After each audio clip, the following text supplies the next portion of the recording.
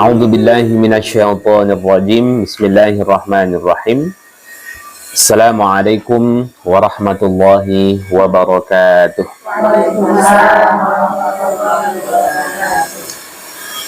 Alhamdulillah wassalatu wassalamu ala Rasulillah Sayyidina Muhammad bin Abdullah. La haula wa la quwwata illa billah. Asyhadu an la ilaha illallah wahdahu la syarikalah. Wa asyhadu anna Muhammadan abduhu wa rasuluh. Subhanaka la ilma lana illa ma 'allamtana innaka antal alimul hakim. Bersyukur kepada Allah Subhanahu wa taala atas limpahan hidayahnya, rahmatnya dan keberkahannya pada kita semua, yang mana hidayah itu sangat penting, ya, paling asas yang kita butuhkan dalam hidup ini. Karena manakala seseorang tidak mendapatkan hidayah di dalam hidupnya, maka dia akan semeraut dalam menjalani hidup ini. Sampai-sampai hal yang pertama kali Allah perintahkan kepada kita, Allah ajarkan kepada kita untuk senantiasa memohon adalah memohon hidayah. Bukan memohon ampunan, bukan pula memohon rizki dunia, tapi memohon hidayah. Dan itu bisa kita lihat di dalam surah Al-Fatihah. Ihdinas siratal mustaqim. Begitu banyak doa, tapi doa yang pertama kali Allah ajarkan adalah doa agar memohon hidayah. Itu menunjukkan pentingnya hidayah. Karena tanpa hidayah, seseorang itu tidak akan mendapatkan ilmu. Tanpa hidayah, seseorang itu tidak akan dapat beramal.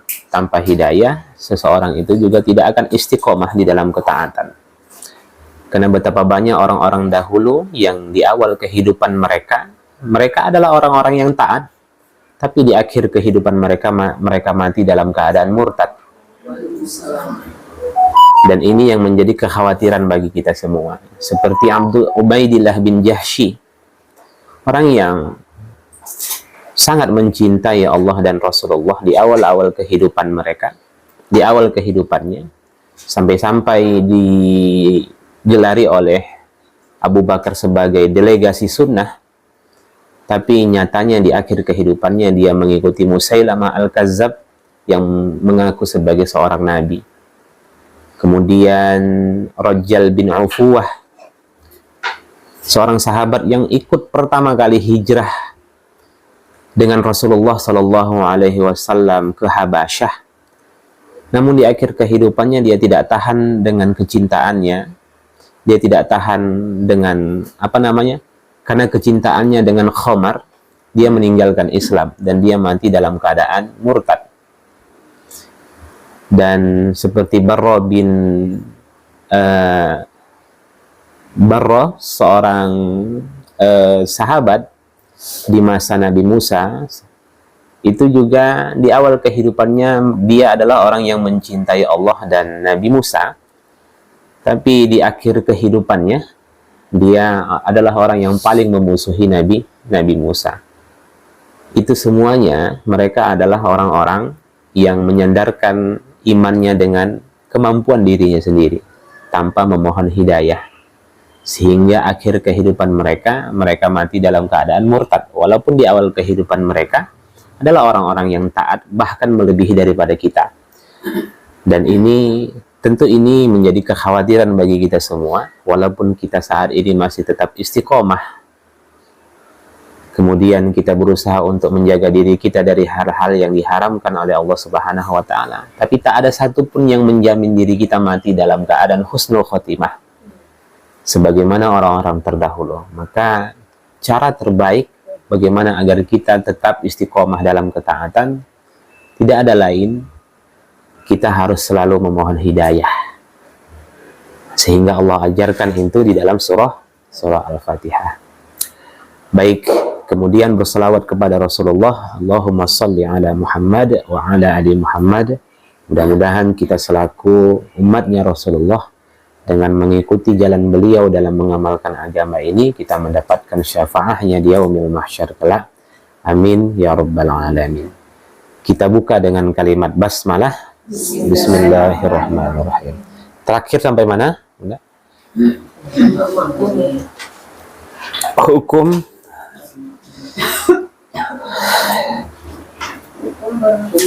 halaman 29.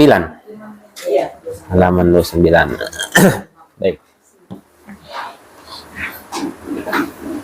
Sekarang kita masuk pembahasan hukum bermakmum di belakang imam yang lahan. Lahan itu kesalahan ya.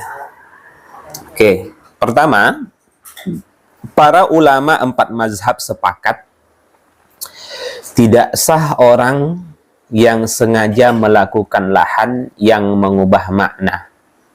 Ini dulu.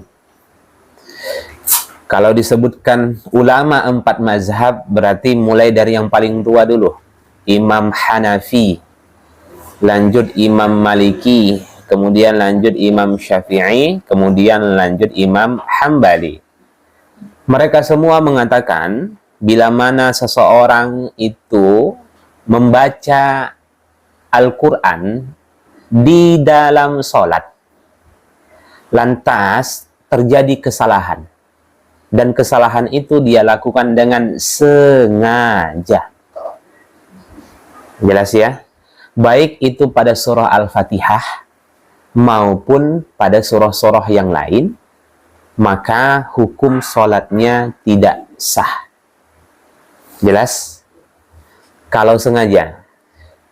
Dan ini terjadi pada kesalahan yang mengubah makna. Kesalahan yang mengubah makna itu, Bunda, seperti mengubah huruf. Satu, mengubah huruf. Ingat ya, satu, mengubah huruf. Yang kedua, mengubah harokat. Paham mengubah harokat? Ya. Kemudian menghilangkan huruf. Kemudian menambah huruf. Ingat itu. Yang pertama tadi apa? Mengubah huruf. Kemudian yang kedua, mengubah harokat. Yang ketiga, menghilangkan huruf. Yang keempat, menambah huruf. Sebutkan contoh menambah huruf. Dalam sholat dulu, Bunda. Bunda umpamanya, ini kesalahan dengan sengaja ya. Contoh Bunda dalam sholat membaca surah Al-Ikhlas. Surah Al-Ikhlas. Dengan sengaja. Sebutkan contoh bagaimana cara di mana seseorang menambah huruf dengan sengaja. Dalam surah Al-Ikhlas. Qul huwallahu ahad. Itu menambah huruf atau? Menambah. Atau Qul huwallahi ahad. Itu mengubah harokat. Itu kesalahan-kesalahan yang merubah makna. Atau Qul huwallahu ahad. Merubah apa? Mengubah huruf. Nah, bila terjadi hal-hal yang seperti itu di dalam sholat, dia lakukan dengan sengaja, maka batal sholatnya. Itu sepakat para ulama. Jelas. Apalagi itu berada pada surah Al-Fatihah. Alhamdulillahi Rabbil Alamin. Itu apa? Menghilangkan huruf. Nah, Ar-Rahmanir Rahim, Maliki Yaumiddin. Hati-hati Bunda, jangan seperti itu di dalam sholat, nggak boleh. Maka ini menjadi dalam bentuk kehati-hatian kita, keseriusan kita di dalam melaksanakan sholat. Maka perbaiki bacaan Al-Fatihahnya, wabil khusus surah-surah yang Bunda baca di dalam sholat. Jelas ya? Nah, kalau memang saya sering itu membaca ad-duha ke bawah, berarti perbaikilah itu semua. Kalau Bunda ingin mengikuti sunnah-sunnah seperti yang kita sampaikan pekan sebelumnya, maka hafal dan perbaiki, tasmi'kan, dengarkan. Jadi bukan hanya sebatas dihafal, tapi didengarkan. Karena kalau orang menghafal tanpa guru, itu biasanya dia akan salah. Baik itu salah dari sisi harokat, salah dari sisi huruf, dan lain-lainnya. Jelas ya? Nah, ini yang pertama. Jadi bukan hanya pada surah Al-Fatihah saja, tapi juga pada surah-surah yang lain. Bunda kalau baca surah Al-Kautsar terjadi kesalahan dengan sengaja yang merubah makna. Kesalahannya itu merubah makna. Ingat dulu itu ya. Maka batallah sholatnya. Inna a'tayna. Itu masuk kemana tuh? Mengurangi huruf. Harusnya kan inna a'tayna. Merubah. Walaupun sama makhraj to dengan ta. Nah, jelas. Karena nanti ada pembahasan lebih lanjut nanti dari sisi merubah sifat huruf itu bisa juga merubah makna. Tergantung. Seperti sin diganti menjadi huruf shad, ta menjadi huruf po. Itu sebenarnya dari sisi sifat huruf. Makhrajnya sama, tapi sifat hurufnya berbeda. Tapi karena sudah seperti itu, maka dia masuk pada kesalahan yang merubah makna. Dan itu saya rasa sudah dijelaskanlah sama guru kita ya di sini, Umi Naila ya. Baik, kita lanjutkan. Yang kedua, adapun bila tidak dilakukan dengan sengaja, dalam hal ini ulama berbeda pendapat. Oke, tadi pertama apa? Bila dilakukan dengan sengaja. Yang kedua, bila tidak dilakukan dengan sengaja. Pertama, Imam Syafi'i dan Imam Hanbali, jika terjadi, mohon maaf, Imam Syafi'i dan Hanabilah. Maksudnya ya, Hanabilah itu pengikut. Jika terjadi pada surah Al-Fatihah, maka sholat berjamaahnya batal. Dan jika di surah yang lain saja dihukumi makruh. Oke. Itu dulu mudah. Ada orang yang membaca Al-Quran di dalam sholatnya, tapi dia melakukan kesalahan yang dapat merubah makna. Oke, kemudian dia lakukan tanpa sengaja. Tanpa sengaja, tapi kesalahannya itu merubah makna. Kalau Imam Syafi'i dan Hanabilah, kalau itu berada pada surah Al-Fatihah, sholatnya batal. Sholat berjamaahnya batal maksudnya bagaimana? Karena kan sholat berjamaah kita masing-masing membaca surah apa? Yang benar itulah yang sah. Nah, berarti kalau imamnya salah, berarti batal sholat berjamaah. Batal sholat berjamaah. Dihitung sholat sendiri-sendiri, walaupun nampak berjamaah. Nah, paham ya? Tapi kalau itu terjadi pada sholat munfarid, sholat sendiri, sudah otomatis batal. Itu jelas ya. Nah, tapi kalau itu terjadi pada surah Al-Ikhlas, surah Al-Falaq, surah An-Nas, walaupun kesalahannya itu merubah makna, nah, iya kan, tanpa sengaja, maka hukumnya makruh. Ini yang dimaksud dengan pendapat pertama. Jelas? Paham ya? Ada yang ditanyakan? Karena sering dengar imam tuh pas baca panjang pendeknya tuh ada yang kurang. Itu gimana pengaruhnya? Itu nanti belum sampai ke sana Bunda. Itu kalau panjang pendeknya itu kurang, kadar panjangnya berat. yang panjang dipendekin gitu. Berarti- Yang mengurangi atau menambah gitu. Berarti dia masuk pada kesalahan merubah makna. Dan itu berulang-ulang di surat yang sama. Berarti kan Ah. tidak ada keinginan ingin merubah. Iya. Itu namanya disengaja apa enggak? Nah, kalau hal seperti itu kan tanpa sengaja. Nah, itu tanpa sengaja. Tanpa sengaja itu karena kebodohannya. Nah, iya kan? Atau mungkin dia tidak belajar. Iya kan? Kan banyak orang yang membaca Al-Fatihah itu salah. Iya kan? Kalau dia membaca Al-Fatihah salah, bukan karena sengaja, tapi karena tidak sengaja. Tidak sengaja ini kan macam-macam. Bisa karena kebodohannya, ketidaktahuannya, iya kan? Bukan karena hilang. Kalau yang begitu,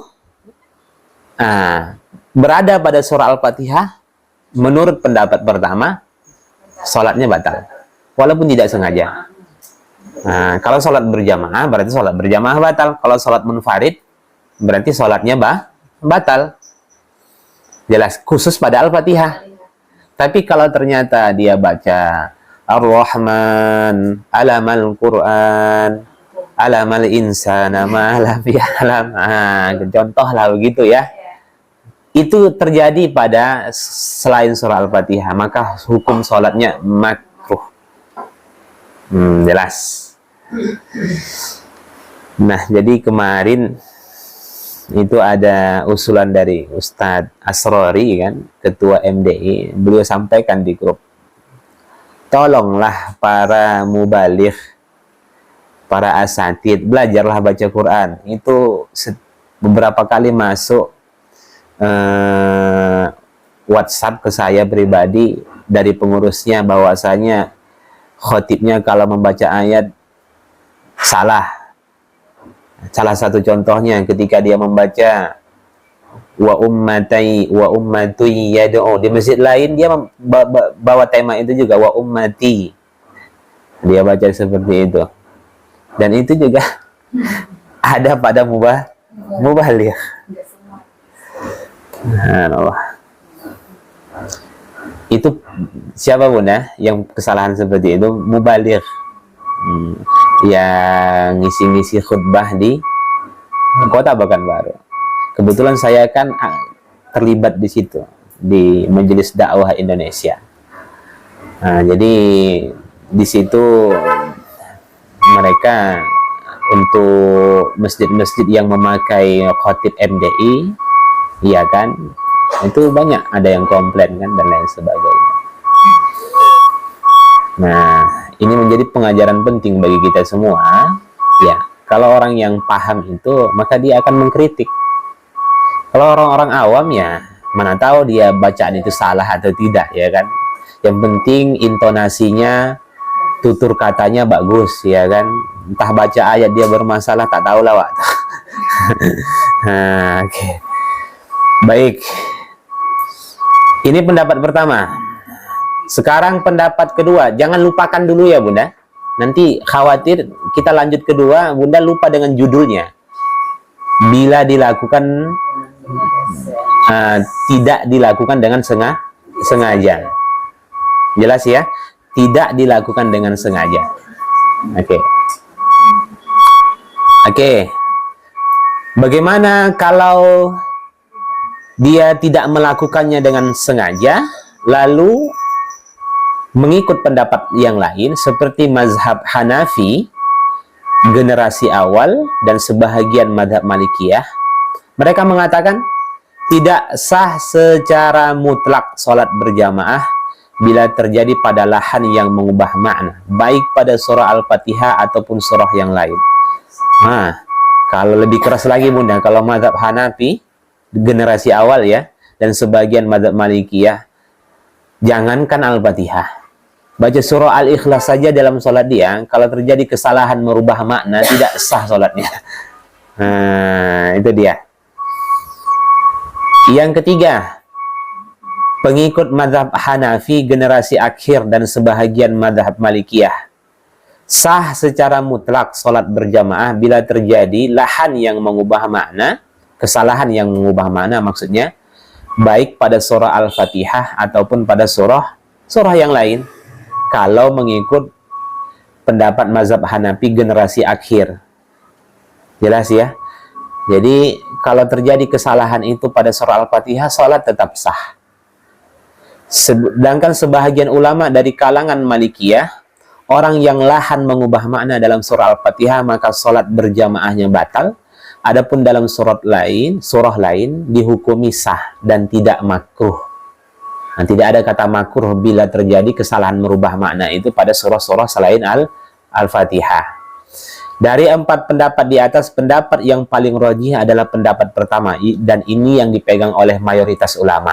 Oke, dapat kita simpulkan ya. Berarti dari 4 pendapat ini yang mana paling rajih? Nah, yang disampaikan oleh Imam Syafi'i dan mazhab Hanabilah. Jika itu terjadi pada surah Al-Fatihah, maka sholatnya batal. Tapi jika kesalahan yang sampai merubah makna itu terjadi pada selain surah Al-Fatihah, makruh. Artinya dia tidak mendapatkan keutamaan lagi dalam sholatnya. Oke. Dan ini selalu saya tekankan berulang kali ya Bunda. Selalu saya tekankan berulang kali. Jangan baca Al-Fatihah dalam sholat itu seperti mengirim Al-Fatihah kepada mayit. Ala hadhihi niyyah Al-Fatihah itu kan macam-macam. Bismillahirrahmanirrahim. Alhamdulillahirabbil alamin arrahmanirrahim maliki yaumiddin. Ya kana na'budu wa iyyaka nasta'in. Jangan seperti itu. Kalaulah seperti itu dia baca, berapa banyak kesalahan yang merubah makna. Karena dia sudah banyak menghilangkan huruf. Apalagi bagi dia yang membaca iyyaka na'budu wa iyyaka nasta'in. Iyyaka na'budu wa iyyaka nasta'in. Atau iyyaka na'budu wa iyyaka. Berarti masuk ke mana tuh? Menambah. Nah, menambah huruf. Tapi alhamdulillah di sini saya rasa tidak ada lagi seperti itu.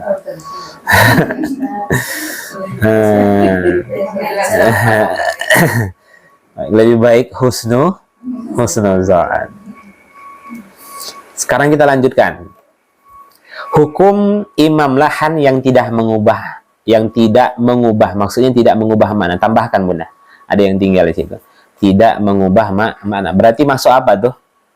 Kalau dalam ilmu tajwid, kesalahan ringan atau lahnul khafi. Jadi yang tidak mengubah makna itu masuk pada lahnul khafi, kesalahan ringan. Kesalahan ringan itu maksudnya kesalahan yang tidak merubah makna. Imam Syafi'i dan Hanabilah makruh sholat berjamaah.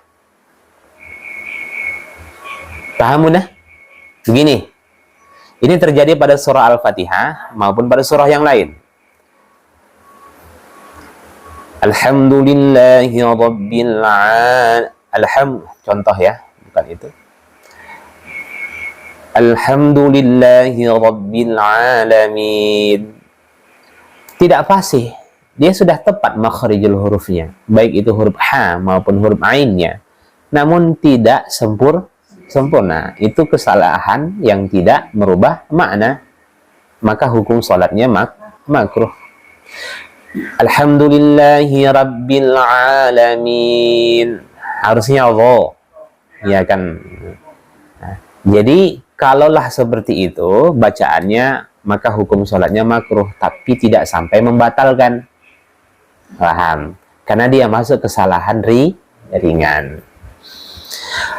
Ghairil maghdubi 'alaihim waladdallin. Nggak panjang, nggak sampai 6 harokat. Nggak sampai 6 harokat bo-nya. Maka di situ hukum sholatnya, maka di situ perbuatannya itu makruh. Jelas ya? Nah, sholatnya sah, makruh. Jadi kan sebenarnya kesalahan yang mungkin belum belajar tajwid, bongong-bongong mungkin ya. Kalau sebenarnya kalau kesalahan masuk kepada lahnul khafi itu, dia lebih kepada sifat penghias. menghiasi di dalam membaca Al-Quran. Bagaimana rohnya sempurna, bagaimana ketebalannya sempurna, bagaimana kadar panjangnya sempurna, termasuk dengung juga, itu masuk kesalahan ringan. Jadi kalau ada orang membaca Al-Quran tidak didengungkannya, itu bukan masuk kesalahan merubah makna. Paham ya? Inna a'tayna. Inna a'tayna. Contoh. Inna. Ini tidak didengungkannya. Itu masuk kesalahan ringan. Karena tetap ada hakikat huruf nun di situ.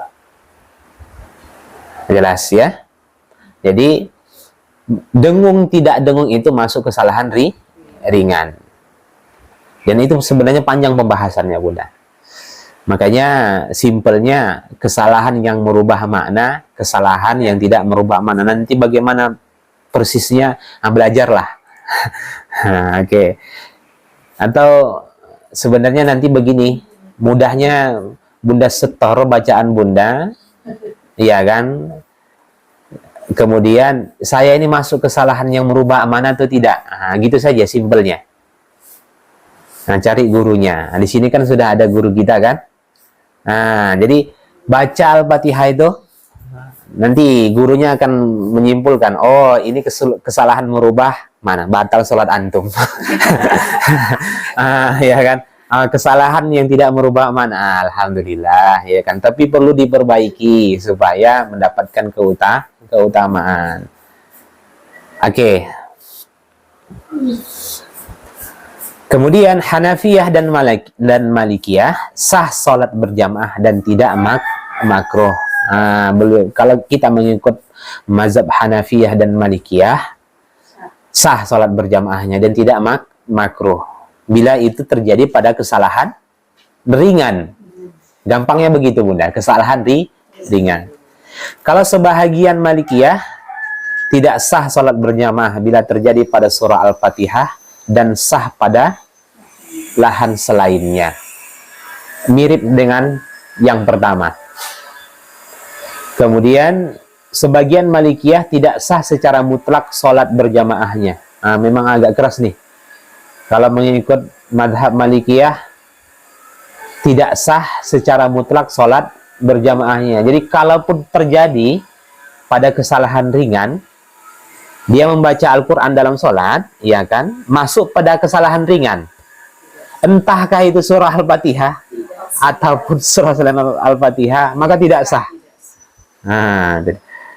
Dari pendapat di atas, pendapat yang paling rajih adalah pendapat pertama. Dan ini yang dipegang oleh mayoritas ulama. Oke, dapat kita simpulkan. Bunda mudahnya begini. Bagaimana Bunda, kalau ada orang bertanya, ini kan calon-calon ustazah semua nih. Ya kan, calon-calon. Bagaimana kalau saya itu membaca Al-Quran di dalam sholat, ternyata kesalahan saya itu kesalahan ringan. Kalau ada orang bertanya seperti itu, kesalahan ringan, maka menurut mayoritas ulama sholatnya makruh. Tapi bagaimana kalau saya membaca Al-Quran dalam sholat, terjadi kesalahan yang merubah makna tanpa sengaja? Oke, maka dapat disimpulkan menurut mayoritas ulama, kalau itu terjadi pada surah Al-Fatihah tidak sah. Oke. Lantas bagaimana kalau saya baca Al-Quran itu saya salah-salahkan? Dan saya tahu sebenarnya itu salah, tapi saya tidak mau merubahnya. Itu kan dengan sengaja tuh. Maka tidak sah, baik itu pada surah Al-Fatihah maupun pada surah-surah yang lainnya. Jelas ya? Oke. Apa pelajaran yang bisa kita ambil? Belajar lah. Belajar Bunda. Belajar benar-benar belajar memperbaiki Al-Fatihahnya. Oke. Sementara waktu taklid kepada video-video di YouTube. Taklid, mengikut Bunda. Bagaimana dia baca, begitulah kita baca. Nah, Sementara kalau memang tidak ada waktu untuk belajar. Bukan tidak ada waktu untuk belajar, tidak ada waktu untuk menambah halakoh. Nah, ini kan sudah belajar nih. Jadi, baik, paham sampai sini? Nah, insya Allah. Ini kalau saya buat tambah kajian lagi, Ustadz, ikut kajian lagi, nampaknya seminggu full saya nggak ada di rumah. Khawatir kita kan. Khawatir nanti yang ada muncul mudarat, bukan maslahat. Oke, ada yang tanyakan? Alhamdulillah, sudah jelas. Saya senang kalau sudah jelas ini, Bunda. Nah, iya. Ya. Nah, itu kalau cerdas itu memang begitu. Kalau disampaikan langsung paham. Enggak. Baik, sekarang kita lanjut. Setelah kita membahas ya fikih seputar membaca Al-Fatihah, ta'min, membaca surah, kemudian bagaimana hukum-hukum lahan. Sekarang kita masuk bab ruku'. Takbir intikal, mengangkat tangan, dan ruku'. Ketemu ya? Baik.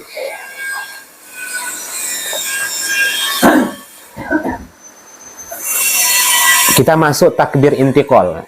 Takbir intikal, secara bahasa intikal itu artinya perpindahan. Nah, perpindahan. Boleh dibuat catatan di sampingnya ya. Intikal itu arti perpindahan. Kalau takbiratul ihram kan berarti takbir itu dibagi kepada dua.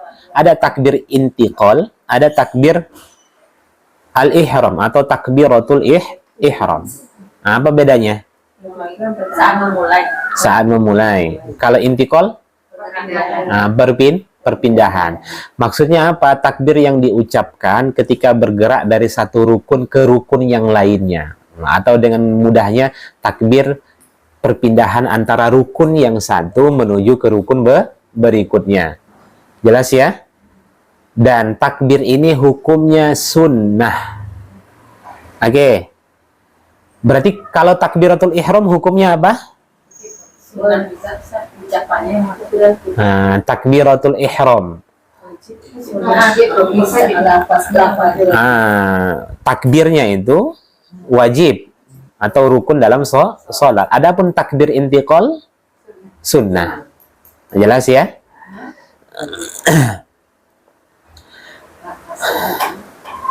Nah, takbir intikal dibaca pada beberapa keadaan. Tempat-tempatnya ketika hendak ruku. Saya sudah pahamlah kita nih. Setiap hendak ruku berarti kita bertakbir. Kemudian setiap turun sujud, entahkah sujud dari berdiri atau dari duduk. Setiap turun sujud pasti takbir. Setiap bangkit dari sujud. Pertanyaannya, kapan tidak membaca takbir? Enggak. Saat bangkit dari ruku. Karena kita bangkit dari ruku, kita mengucapkan tasmi'. Sami Allahu liman hamidah. Itu saja. Gampangnya, kapan sih? Mana tahu ada nih teman-teman yang baru memeluk agama Islam gitu kan. Dia bertanya, kapan saya harus bertakbir itu? Seluruhnya bertakbir kecuali bangkit dari ruku. Gampangnya lebih mudah seperti itu. Oke, yang membatalkan kesunahan takbir intikal. Maksudnya begini, Bunda. Simak dulu. Manakala seseorang melakukan takbir intikal di dalam sholatnya, ya kan, ternyata salah. Dan nanti akan kita sampaikan di sini. Maka yang dia tidak akan mendapatkan kesunahannya. Dia tidak akan mendapatkan kesunahannya, tapi sholatnya tetap sah. Berarti yang tidak dia dapatkan kesunahannya apa? Takbir itu. Paham ya? Nah, gini. Maksudnya kalau yang membatalkan kesunahan takbir intikal, artinya adalah bila dia manakala dia salah dalam menempatkan takbir itu sendiri, takbir intiqal, salah Bunda, keliru dia. Maka konsekuensinya apa? Dia hanya tidak mendapatkan kesunahannya, tapi tidak sampai membatalkan sholat. Itu saja. Paham ya? Berarti begini, lebih mudahnya lagi, dia tidak dihitung bertakbir. Paham ya? Berarti kalau tidak dihitung bertakbir, dia tidak mendapatkan pahala tambahan, karena takbir intikal hukumnya sunnah. Itu paham? Kalau nggak paham, nggak tahu lagi saya Bunda bagaimana cara menyederhanakannya. Oke. Nah, kapan saja itu yang membatalkan kesunahan takbir intikal? Membacanya sebelum bergerak ke rukun berikutnya. Walam yakul lahu kufuwan ahad. Allahu akbar. Udah dibacanya duluan. Baru kemudian dia ruku. Maka batallah takbir intiqalnya. Nah, paham ya? Itu satu. Kesalahan pertama. Kesalahan kedua, membacanya setelah berada pada posisi rukun berikutnya. Nah, ruku dia. Allahu akbar. Batallah takbir intiqalnya. Berarti yang benar itu bersamaan. Ya, Allahu akbar. Jelas ya? Oke, itu maksudnya. Jadi takbir intiqal itu juga ada tempatnya.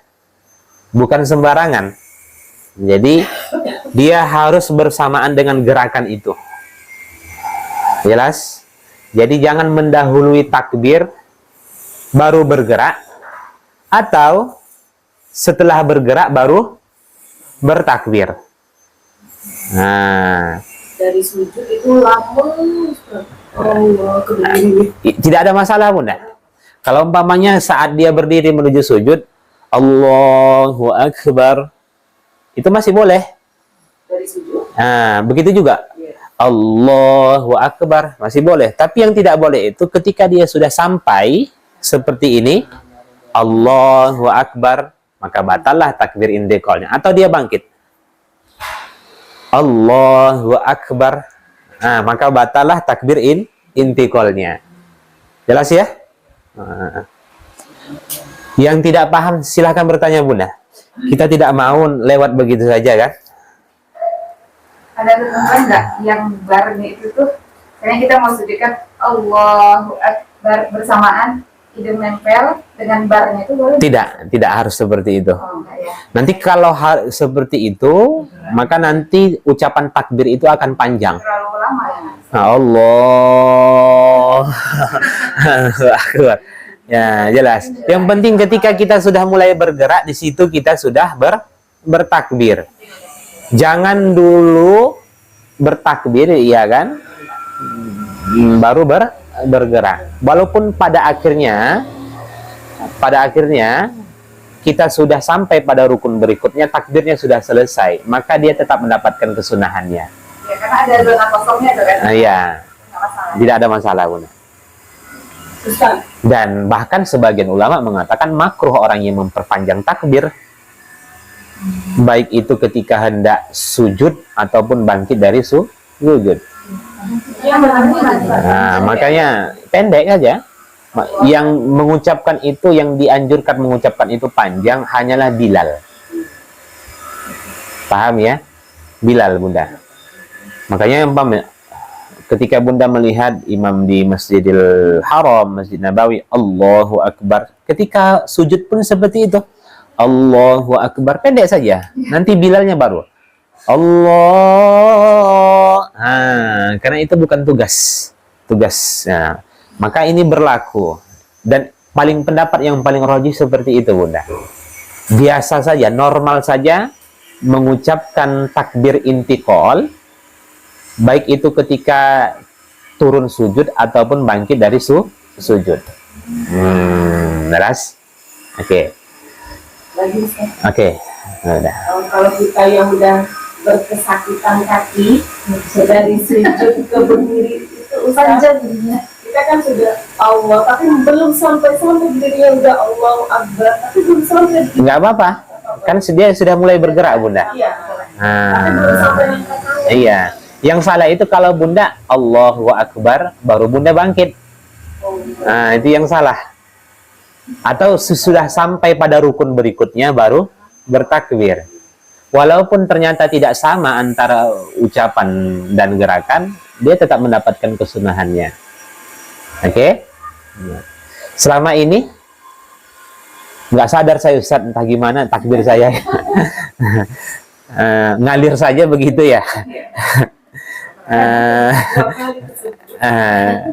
Jelas. Kemudian masuk bab ruku'.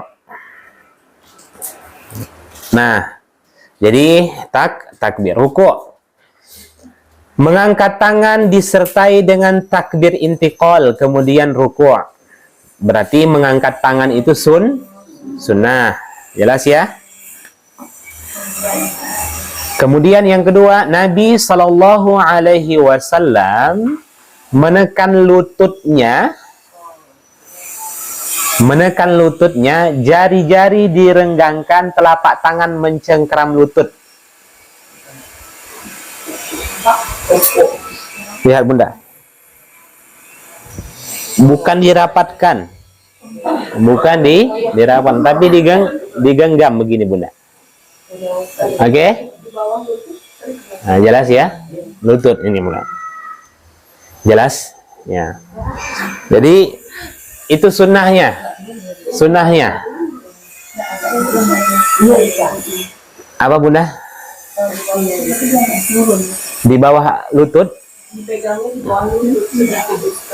Tidak ada dalilnya itu Bunda. Kalau di bawah lutut tentu ini. Di sini. Oh, tidak ada dalilnya. Ini dicengkram. Oke ya? Jelas? Nah, bukan hanya sebatas disandarkan, tapi ditekan. Belum sampai ke situ Bunda. Iya, belum ya. Itu dulu posisi lutut ditekan, bukan hanya sebatas disandarkan saja. Oke, ditekan. Jari-jarinya direnggangkan. Nah. Oke. Ini bukan begini sunnahnya. Sunnahnya itu seperti ini, dicengkram.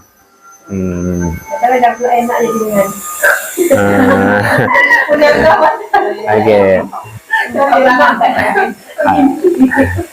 Yang ketiga, posisi punggung datar dan lurus sehingga jika kita menaruh air di punggungnya tidak akan tumpah. Dan ini sudah umum ya, kita ketahui ya. Saya rasa semuanya sudah paham. Punggung kita itu lurus. Nah,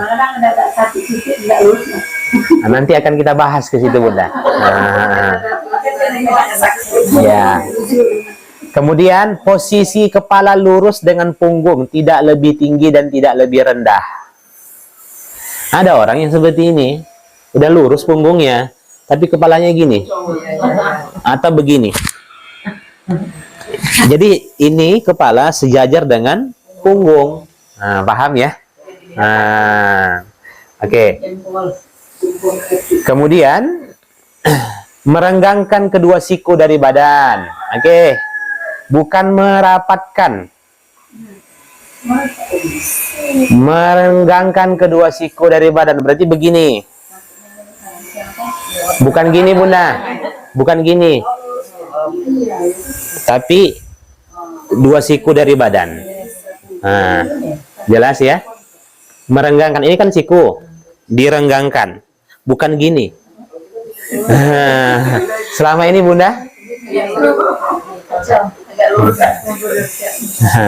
Oke.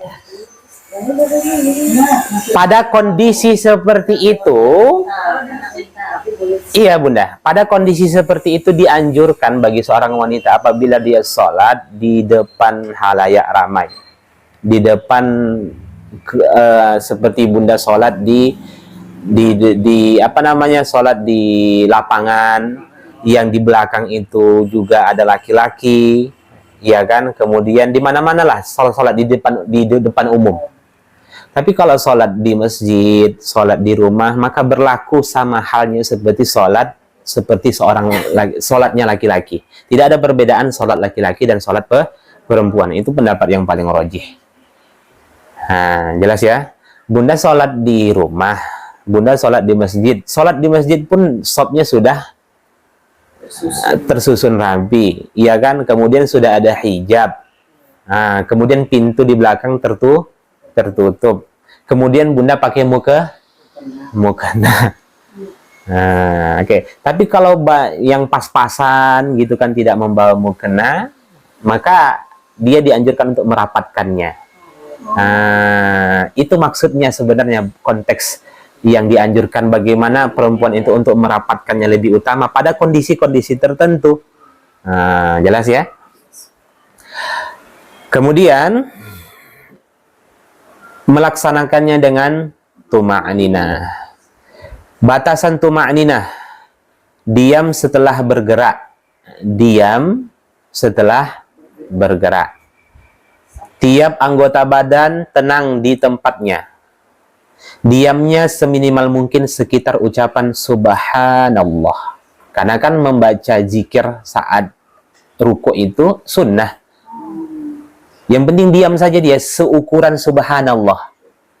Nah, itu sudah tuma'ninah. Kita baca subhanallah. Nah, itulah ukuran tuma'ninah itu, lamanya itu. Jelas ya?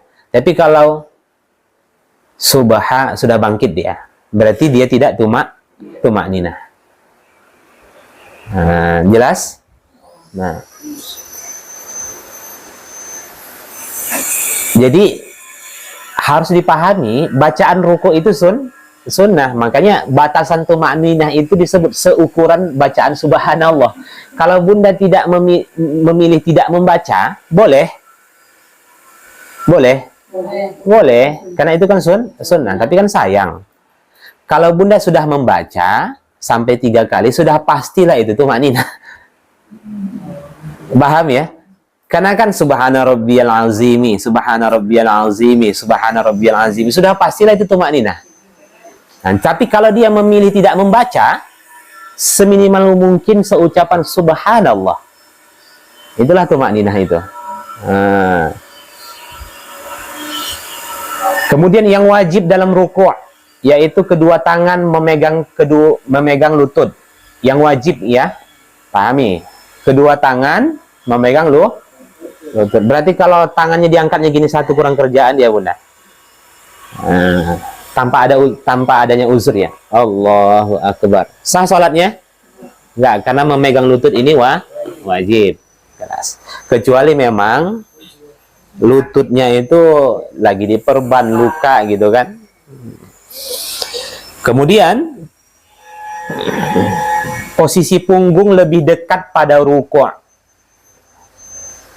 Berarti mensejajarkan punggung itu sunnah.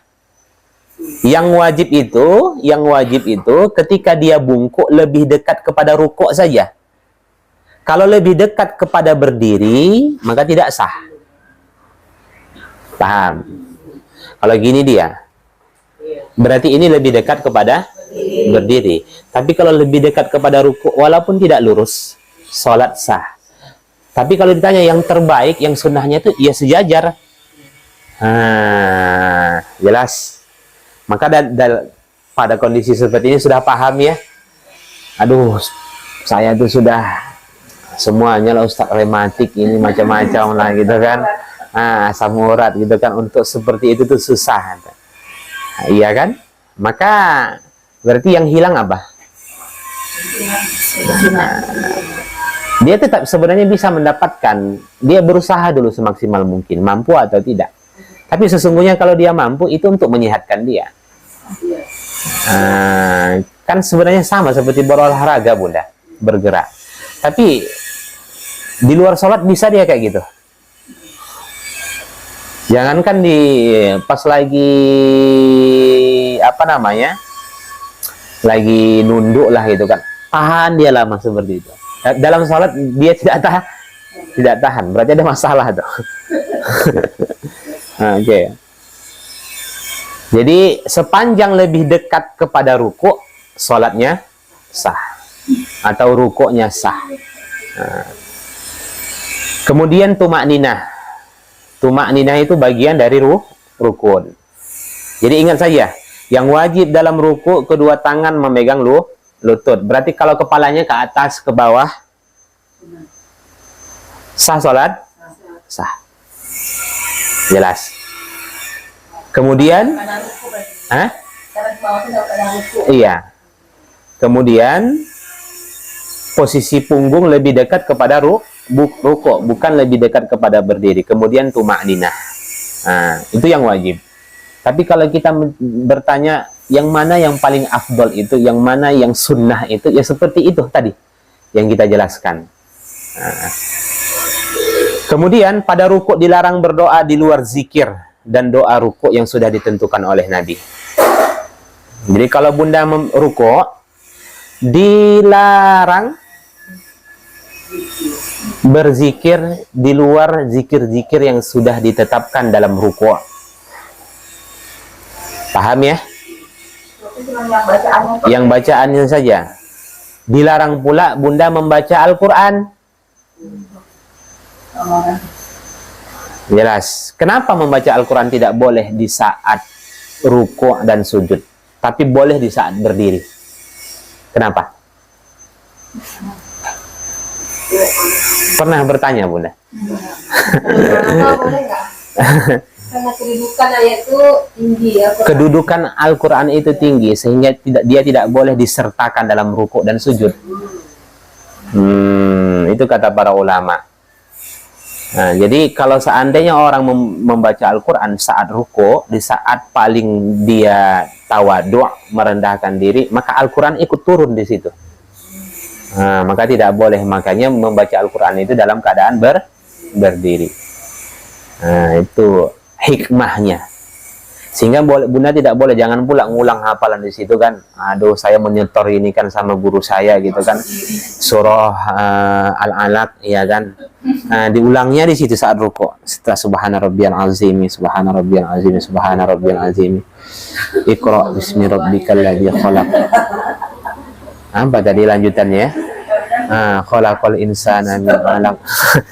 Ngulang dia di situ. Itu tidak boleh. Demikian juga saat sujud. Tidak, doa yang lain pun nggak boleh. Nggak boleh bunda. Kalau doa dalam hati, boleh. Doa berdoa dalam hati. Nah, kalau bagaimana berdoa dalam hati? Berdoa dalam hati, para ulama ikhtilaf. Sebagian ulama mengatakan tidak boleh, sebagian yang lain mengatakan boleh di saat ruku'. Tapi pendapat yang paling kuat itu adalah sebagaimana hadis riwayat Bunda Aisyah, di mana Rasulullah mengatakan, agungkan Allah di saat ruku'mu dan perbanyaklah doa di saat sujudmu. Oke. Paham ya? Agungkan Allah di saat ruku', perbanyak doa di saat sujud. Berarti itu perintah apa? Nah, saat ruku' itu banyak-banyak berzikir. Nah, di saat sujud perbanyak doa. Jelas? Nah, oke. Kemudian sunnah memperlama ruku'. Jadi memperlama ruku' itu sunnah. Walau sunnah itu bunda tidak membaca apa-apa, iya kan? Lama saja itu sunnah, tapi lebih baiklah dibaca. Masa lama gitu cuman bengong saja gitu kan. Nah, jadi begini, bacaan ruku itu bunda sahnya 1 kali. Oke. Kemudian sunnahnya 3. Minimal kesunahannya 3. Mohon maaf, Ibnu Qudamah mengatakan minimal kesunahannya 3. Pertengahan kesunahannya 5. Sempurna kesunahannya 7. Baik itu di dalam ruku' maupun sujud. Jadi kalau bunda baca subhana rabbiyal azimi, bunda sudah mendapatkan pahala. Bunda baca 3 kali, maka bunda mendapatkan sunnah, tapi masih minimal. Bunda baca 5 kali, ya kan, maka tambah lagi pahalanya. Bunda baca 7 kali sempurna. Dan tidak ada batasannya. Kalau lebih dari itu boleh. Boleh, semakin banyak Bunda berzikir saat rukuk, semakin banyak keutamaannya. Namun ini ketika sholat berjamaah tidak berlaku. Baca saja sepanjang imam itu belum bangkit dari rukuk. Baca saja. Subhana rabbiyal azim, subhana rabbiyal azim, subhana rabbiyal azim. Belum bangkit nih imam. Banyak juga nih ya kan. Alhamdulillah, memang pengertian sekali dia. Peduli dia dengan jamaahnya. Bacalah terus subhana rabbiyal azim, subhana rabbiyal azim, subhana rabbiyal azim. Belum lagi. Udah 10 kali kita baca belum? Rupanya memang sakit dia Bunda. Nggak bisa dia bangkit. Atau nggak keluar suaranya. Atau dia wafat. Patut lalah lama. Nah, ke-12. Bila mana salat mengikuti imam yang tidak melaksanakan tumak ninah dalam salat, wajib bagi dia untuk memisahkan diri dari jamaah dan memilih salat sendiri. Kalau Bunda ternyata mengikuti imam itu tidak tumak ninah, wajib memisahkan diri dari jamaah, salat sendiri. Nah, jelas ya. Karena tumak ninah itu rukun. Nah, cuman sebelum kita lanjutkan, nantilah kita sampaikan Bunda. Ada nanti catatan seputar ruku. Doa-doanya. Subhana rabbiyal azimi. Sebanyak 3 kali. Akhrajahu Muslim. Berarti hadis riwayat Muslim. Oke. Kemudian subhana rabbiyal azimi wa bihamdih 3 kali. Tambahan wa bihamdi ini diperdebatkan oleh para ulama. Tapi tetap saya tuliskan.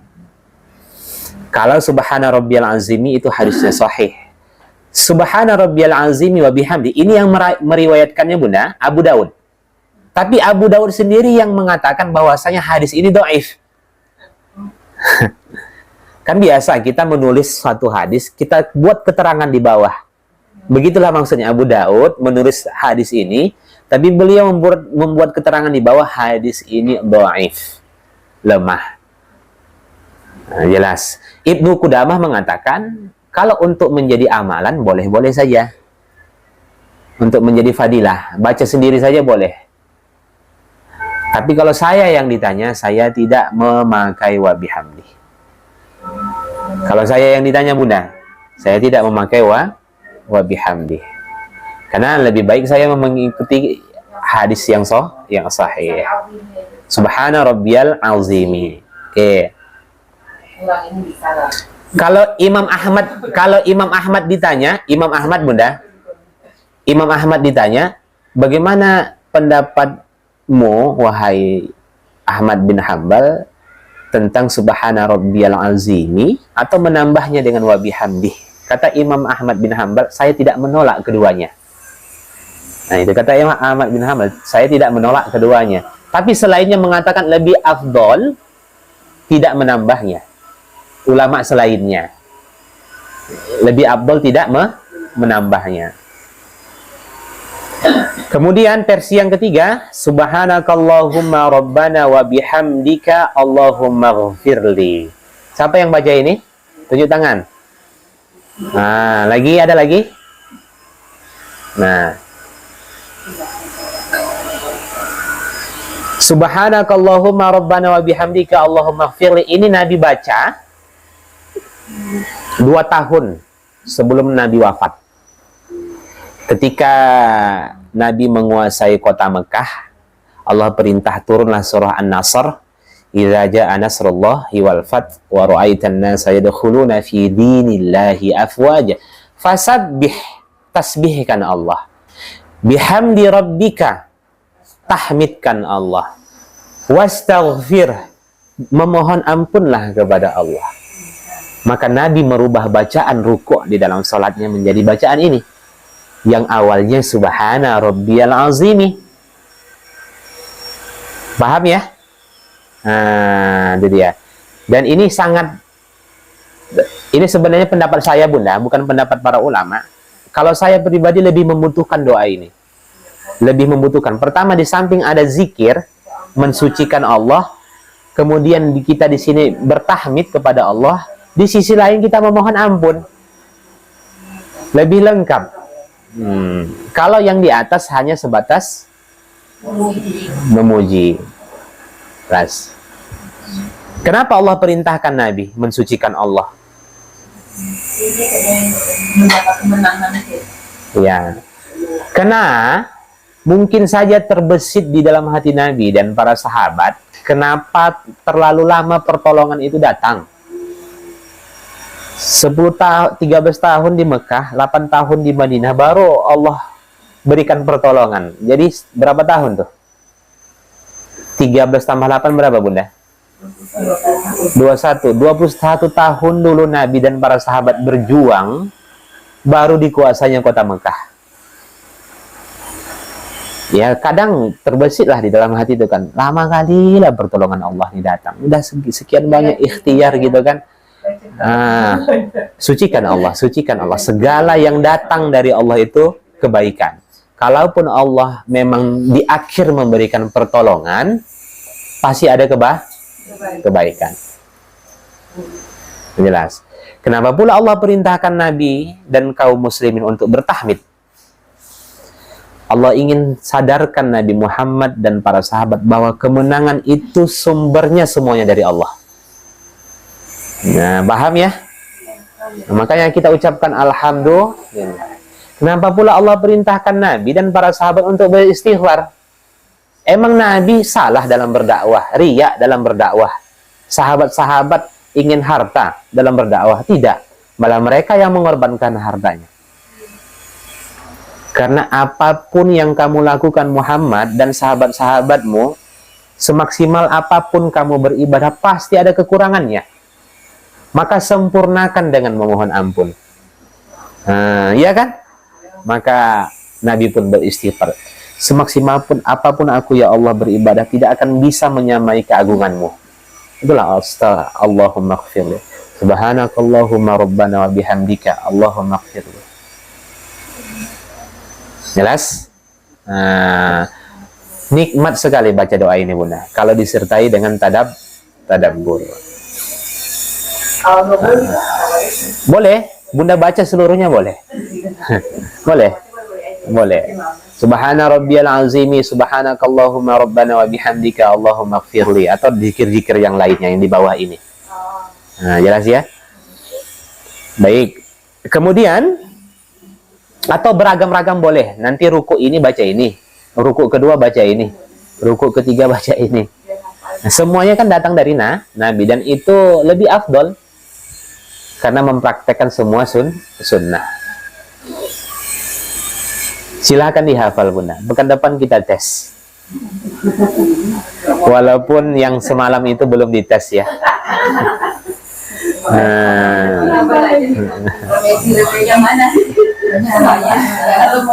Allahumma ba'id. Nah, kemudian yang ketiga, mohon maaf ya, Allahumma gfirli ini tulis di situ hadis riwayat Bukhari. Nah, tidak ada tulisannya. Nomor 3. Sudah ya? Kemudian versi yang keempat.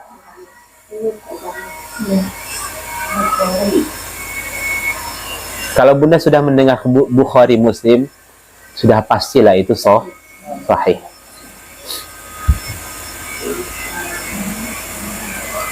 Kemudian subuhun qudusun rabbul malaikati warruh, akhrajahu Muslim.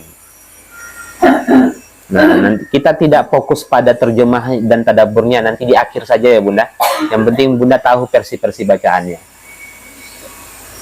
Jadi ketika Bunda ruku' juga Bunda membaca. Ini sering dibaca saat tarawih. Subuhun qudusun rabbul malaikati warruh. Tapi mungkin ada yang baru sadar, ada yang baru sadar. Ini juga boleh dibaca, dan ini sahih. Sahih. Muslim itu kan akhrajahu Muslim, di ujung itu ada yang Bunda. Akhrajahu Muslim.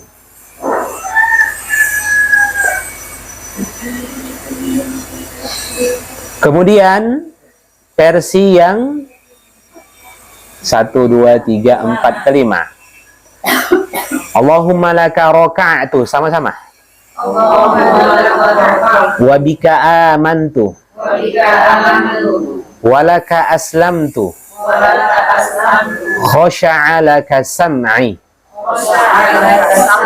Wa basari. Wa mukhi. Wa izami. Coba diganti itu wa izami, bukan wa azmi ya, wa izami.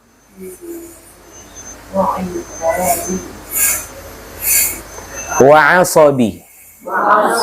Akhrajahu Muslim. Jangan nanti terbalik buka puasa ya. Allahumma laka raka'tu wa bika amantu, kemudian Allahumma laka sumtu wa bika amantu wa ala, kemudian wa bika amantu wa ala rizkika aftartu bi rahmatika ya. Nah, oke. Okay. Yang ini khosya'alaka. Khosya'alaka. Enggak. Khosya'alaka.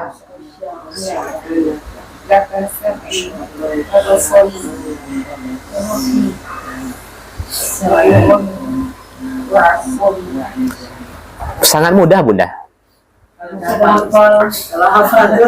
Ya, saya juga termasuk sering membaca ini, khususnya dalam sholat sunnah rawatib. Kemudian yang terakhir, Subhana dzil jabarut wal malakut wal kibriya wal azamah. Sama-sama. Subhana dzil jabarut wal malakut wal kibriya wal azamah. Oke. Ini hadis, tulis di situ hadis riwayat Muslim dan Imam Ahmad.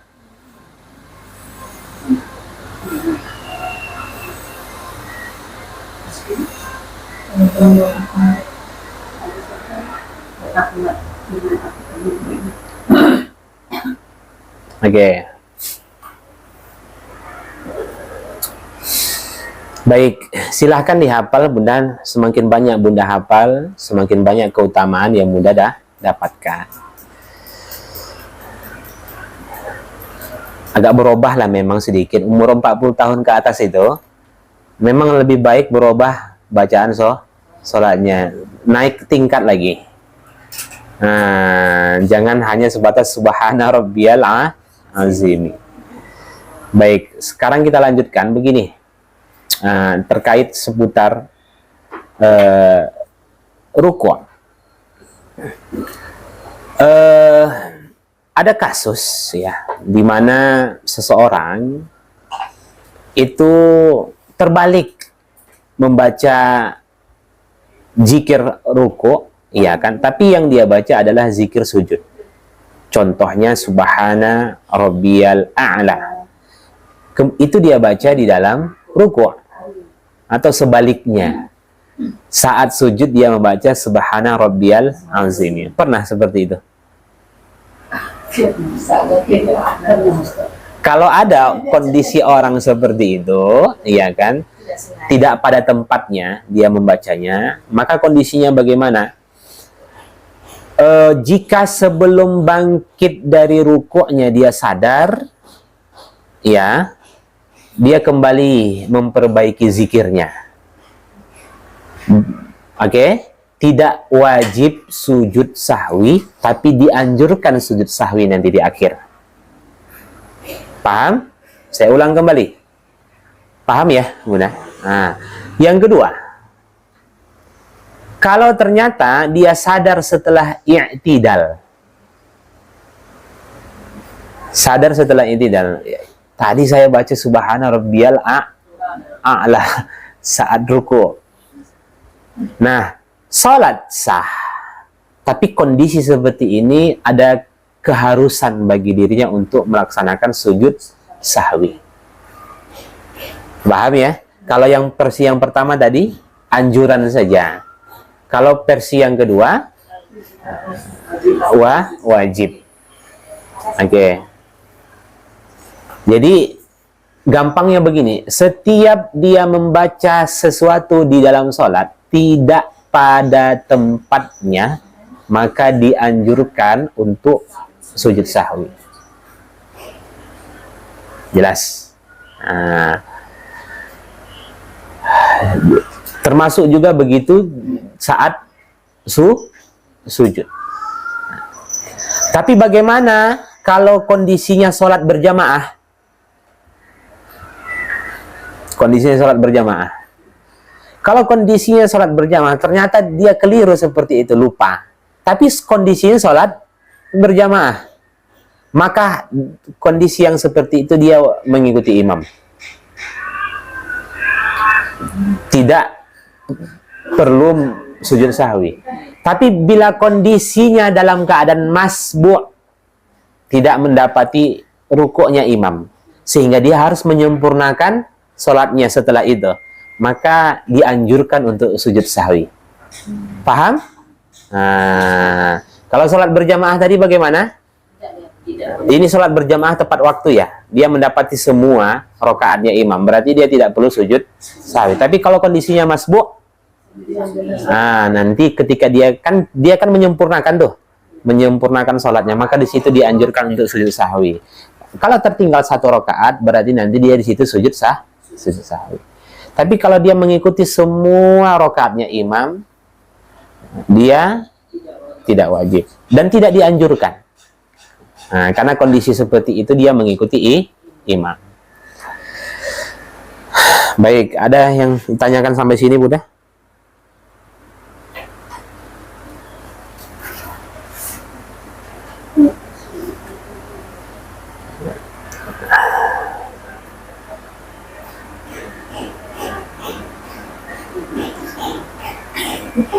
Oke, cepat ya. Sekarang kita masuk tasmi' dan i'tidal.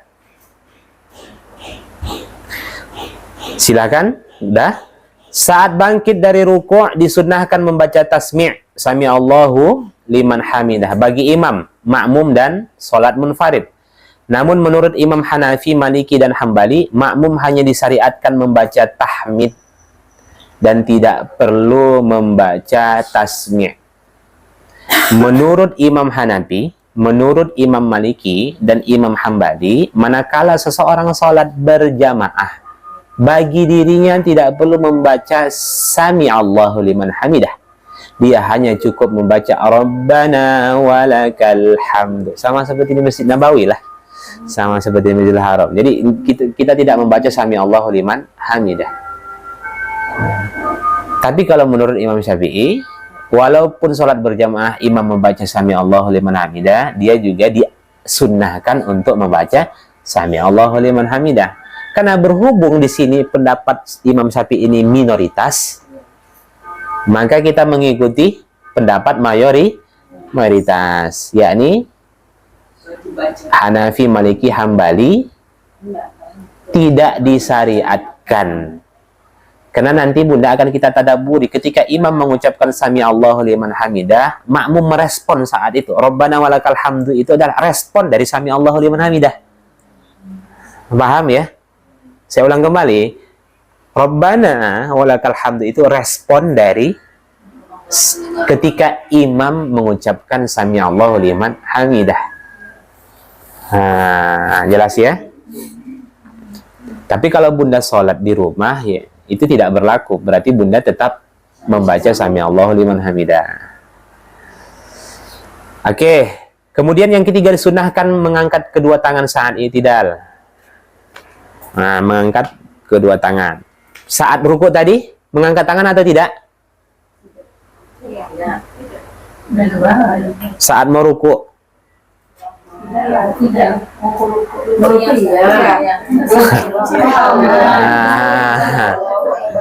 Saat mau ruku, sunnah untuk mengangkat tangan. Bangkit dari ruku, sunnah mengangkat tangan. Ketika turun sujud, ya, tidak mengangkat tangan. Sebenarnya sudah berulang kali Bunda kita jelaskan kan di awal-awal gitu kan. Cuman mungkin karena kita ini manusia yang Sering lupa, ya kan? Wajar saja. Oke. Baik. Jadi kadang ada orang yang tidak sadar. Kedepannya harus ada kesadaran itu, Bunda. Jangan mengalir saja gitu. Ketika siap sholat, ditanya, tadi kamu mengangkat tangan nggak saat ruku? Nggak bisa dia jawab. Atau saat, nggak tahu ya. Ingat-ingat dan nggak tahu, ngalir saja gitu kan. Harus ada kesadaran gitu. Ya. Kemudian disunahkan mengucapkan saat berdiri, mohon maaf, mengangkat punggung dari ruku sampai kembali tegap berdiri dan lurus, kemudian tumakninah adalah rukun dalam sholat. Ingat Bunda, mengangkat punggung dari ruku, kemudian kembali tegap berdiri lurus.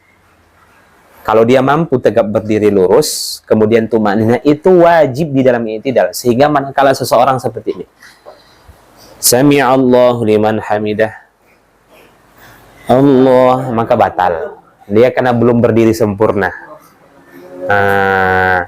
Jelas ya. Ataupun dia seperti ini, dia sudah tumakninah, Sami'allahu liman hamidah. Dia sudah tumakninah, nunggu lama seperti ini, tapi tidak lurus, maka sholat batal. Jelas. Kecuali dia tidak mampu. Memang begini dia jalannya, Bunda. Oke. Kemudian disunahkan mengucapkan saat berdiri Rabbana walakal hamdu serta zikir-zikir yang lainnya. Mayoritas ulama berpendapat bahwa disunahkan posisi tangan diluruskan atau tidak irsal, sedekap. Ada orang yang seperti ini. Sami'allahu liman hamidah. Ada yang seperti ini? Pernah lihat? Berarti cuma saya yang bisa yang lihat, Bunda. Berarti belum jauh main, Bunda.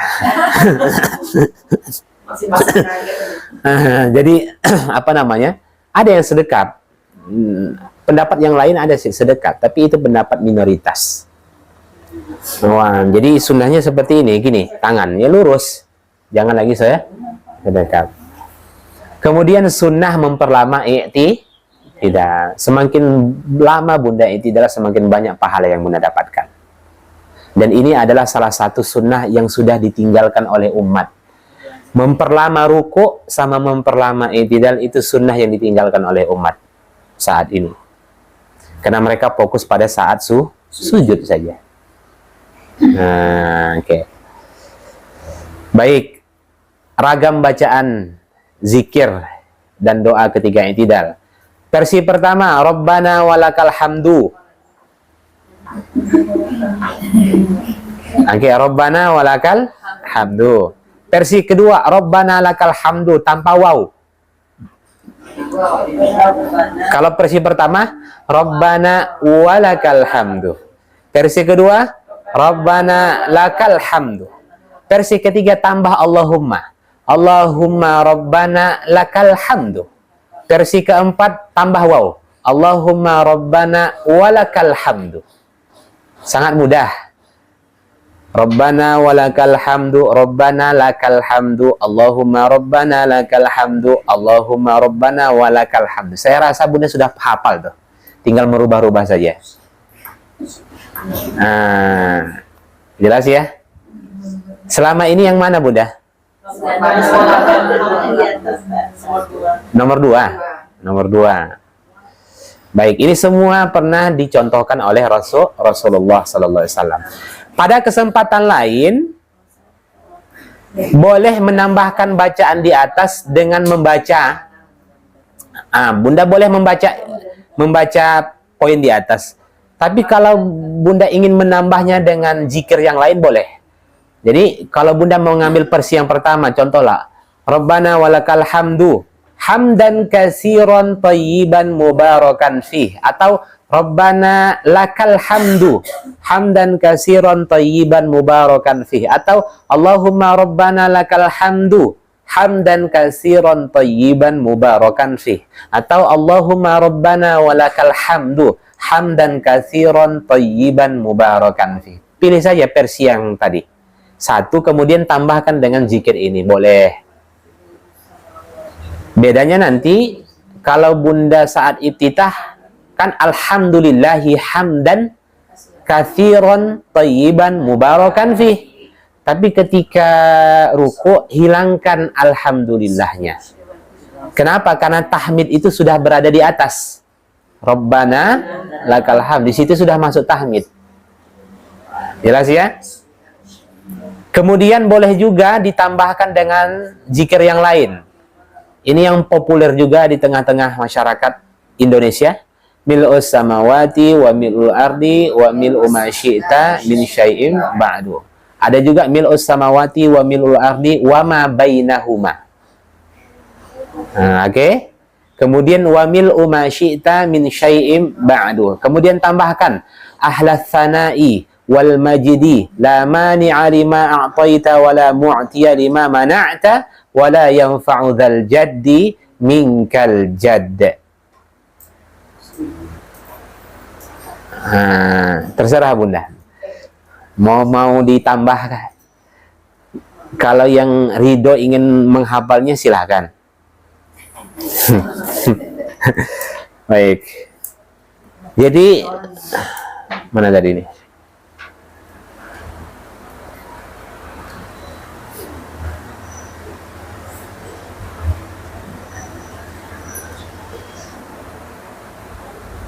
Baik. Tapi ini tidak boleh berdiri sendiri ya. Bunda tidak boleh nanti itidal bacanya seperti ini. Sami'allahu liman hamidah hamdan katsiran thayyiban mubarakan fi. Atau Bunda baca Sami'allahu liman hamidah mil'us samawati wa mil'ul ardi wa mil'u ma syi'ta min syai'in ba'du. Atau Bunda membaca mil'us samawati wa mil'ul ardi wa ma bainahuma wa mil'u ma syi'ta min syai'in ba'du. Atau Bunda juga membaca ahlas sana'i wal majdi la mani'a lima a'taita wa la mu'tiya lima mana'ta wa la yanfa'u dzal jaddi minkal jadd. Iya kan, itu tidak boleh. Karena ini adalah sambungan dari versi yang pertama tadi.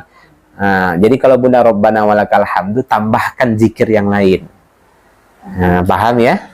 Alhamdulillah. Silakan, setidaknya mil'us samawati wa mil'ul ardi wa mil'u ma syi'ta min syai'in ba'du itu boleh. Atau hamdan katsiran thayyiban mubarakan fih. Bunda hafal itu alhamdulillah.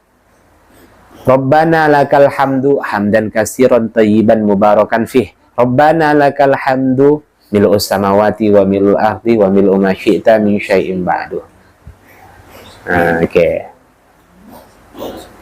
Dan ini tidak cukup hanya sebatas menambah wawasan saja, tapi juga harus dipraktekkan, Bunda.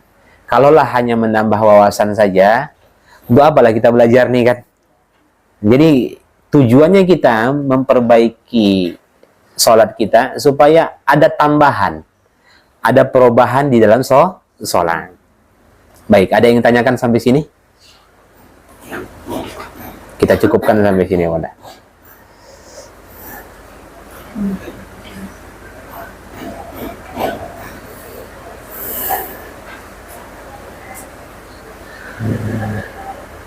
Jadi terkait masalah ruku tadi, saya anjurkan Bunda untuk membaca itu dan merubah. Dan lebih banyak membiasakan itu. Karena itu juga isyarat dari Abbas, ya, dari Ibnu Abbas, bahwasanya kenapa Nabi membaca tasbih, tahmid, dan istighfar? Karena Allah perintahkan Nabi untuk lebih banyak membaca itu menjelang kematian Rasulullah SAW. Bukan artinya saya mendoakan Bunda cepat mati, bukan, tidak ya, bukan begitu. Tapi maksudnya itu isyarat bahwasanya ketika Nabi kan itu 2 tahun sebelum Nabi wafat. Berarti saat itu umur Nabi berapa? 63, 61. 61, berarti di 61 itu Nabi merubah bacaan zikir rukuknya. Dan itu pula yang dibaca di dalam sujud.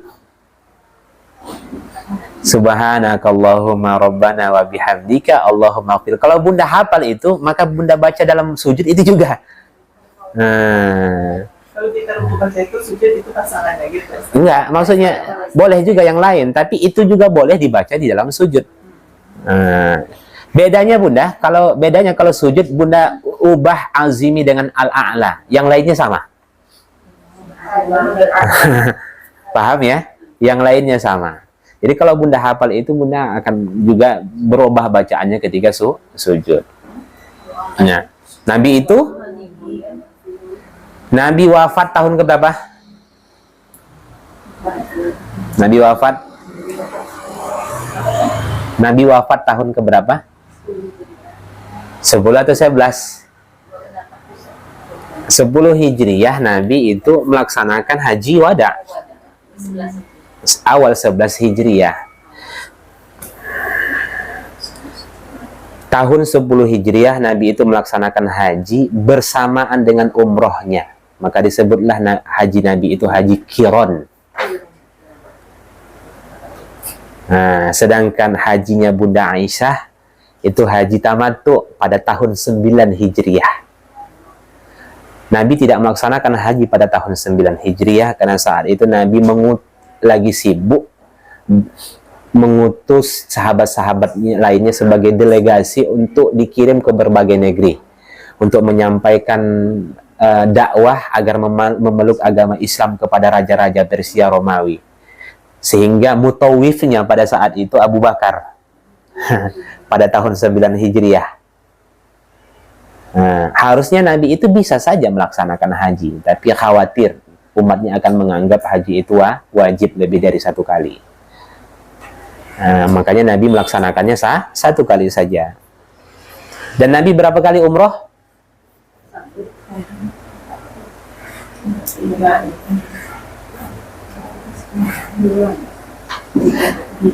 Nabi umroh itu 4 kali. Tahun 6 Hijriyah Nabi umroh.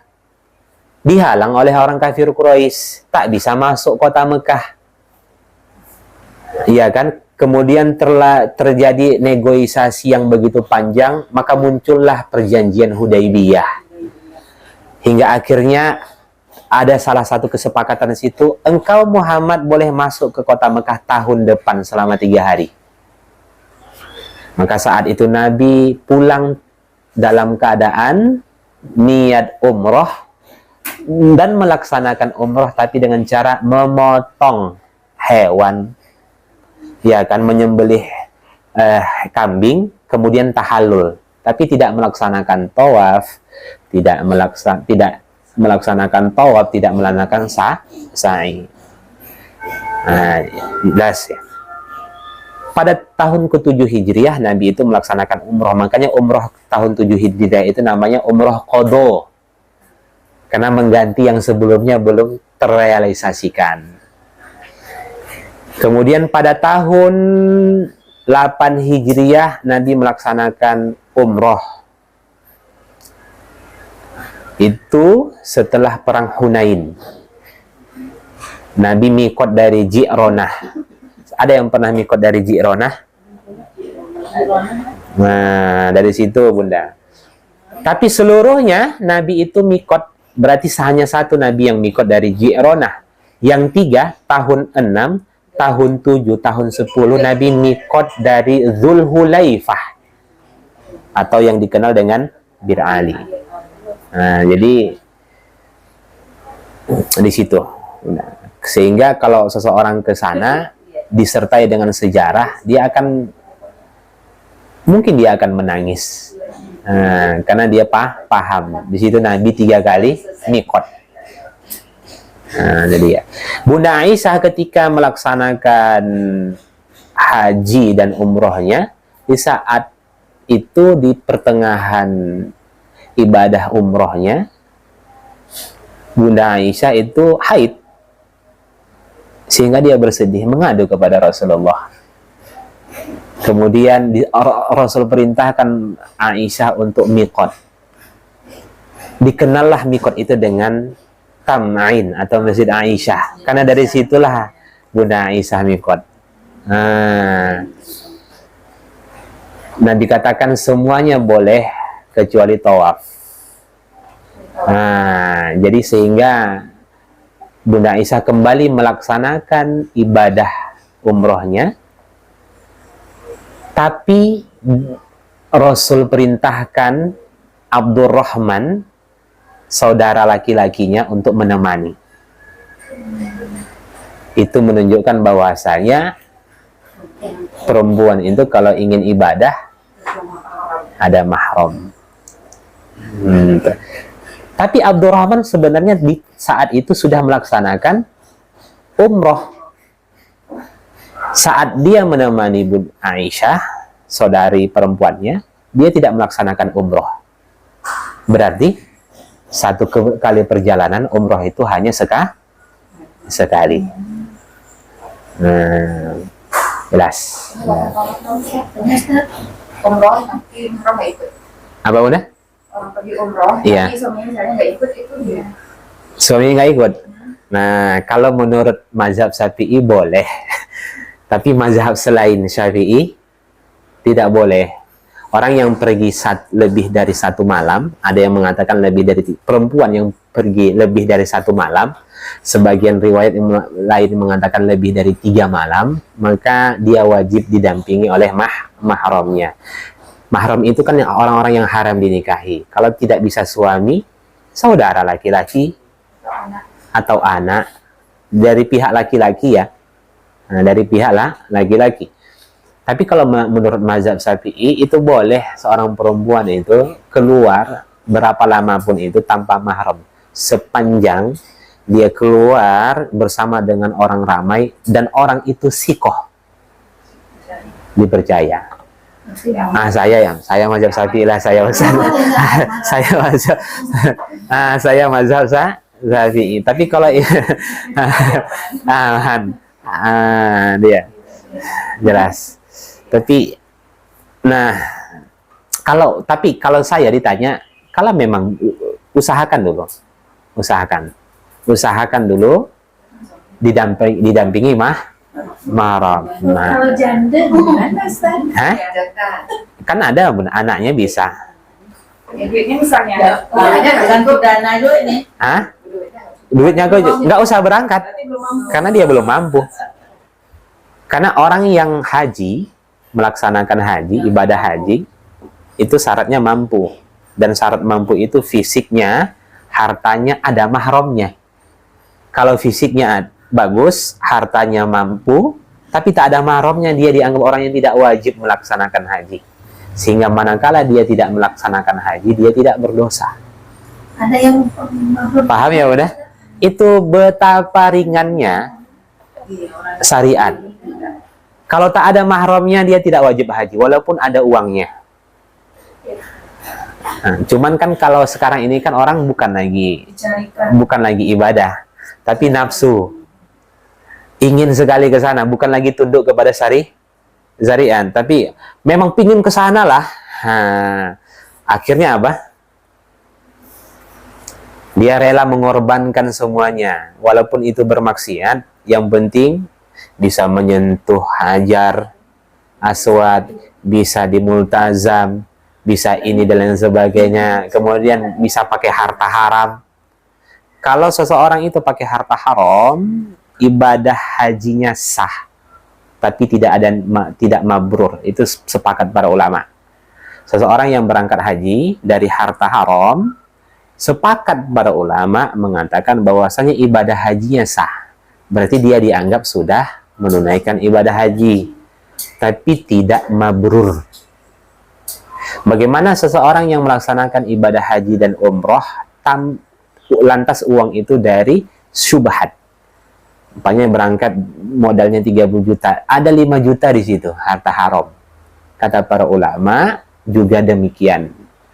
Sah ibadah haji dan umrohnya, tapi haji dan umrohnya tidak mabrur. Artinya dia tidak mendapatkan pahala dari haji dan umrohnya.